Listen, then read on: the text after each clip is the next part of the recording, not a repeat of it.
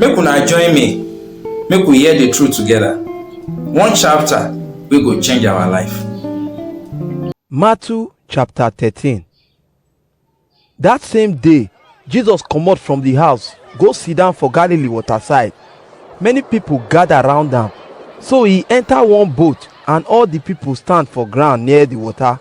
He come use parable teach them many things. See, e get one farmer wey go plant for him farm. As e dey plant, some seed fall for road and bird come chop them. Some fall for sand wey get big big stone. The seed quick grow because the sand not deep. So when sun come out, e burn them, and because their root not deep well, dem come die.